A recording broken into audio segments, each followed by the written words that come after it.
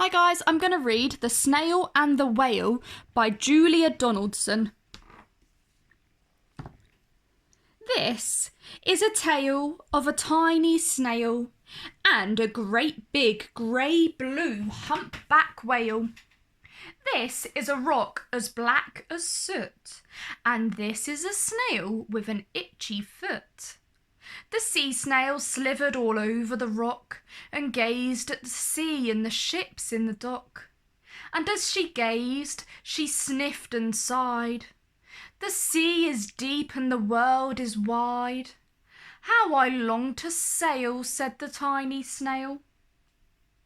These are the other snails in the flock, who all stuck together on the smooth black rock, and said to the snail with the itchy foot, "Be quiet, don't wriggle, sit still, stay put." But the tiny sea snail sighed and sniffed, then cried, "I've got it, I'll hitch a lift."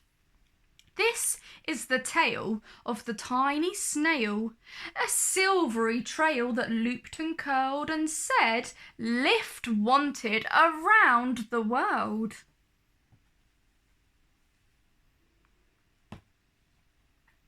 This is the whale who came one night when the tide was high and the stars were bright.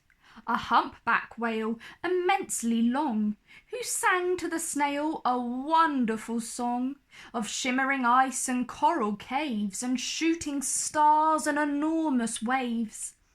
And this is the tale of the humpback whale.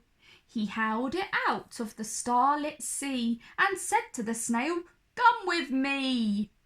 This is the sea so wild and free that carried the whale and the snail on his tail to towering icebergs and far-off lands with fiery mountains and golden sands.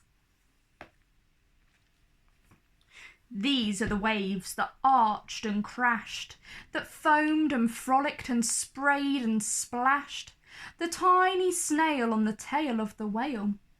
These are the caves beneath the waves, where stripy fish with feathery fins and sharks with hideous toothy grins swam round the whale and the snail on his tail.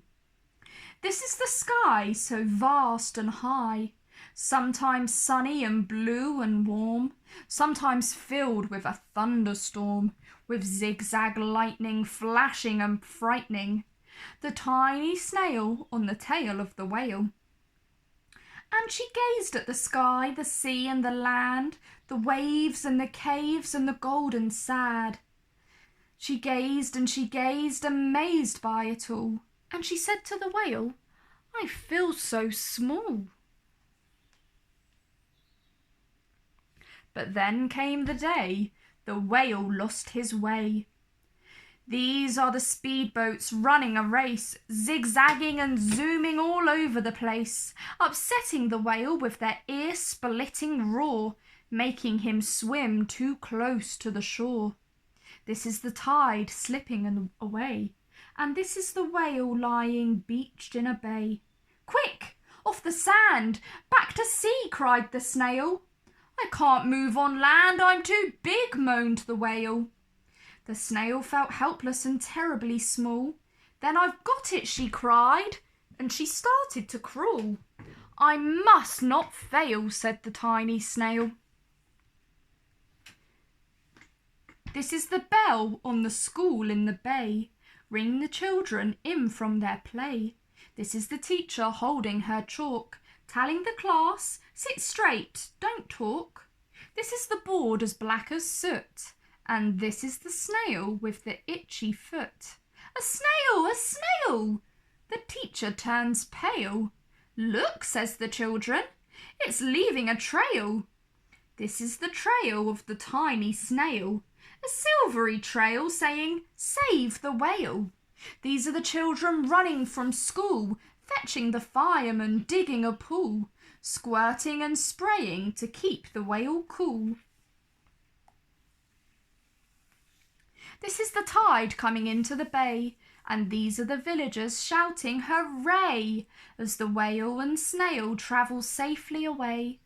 back to the dock and the flock on the rock, who said, "How time's flown, and haven't you grown?" And the whale and the snail told their wonderful tale of shimmering ice and coral caves and shooting stars and enormous waves, and of how the snail, so small and frail, with her looping, curling, silvery tail, saved the life of a humpback whale. Then the humpback whale howled out his tail, and on crawled snail after snail after snail. And they sang to the sea as they all set sail on the tail of the grey-blue humpback whale. The end.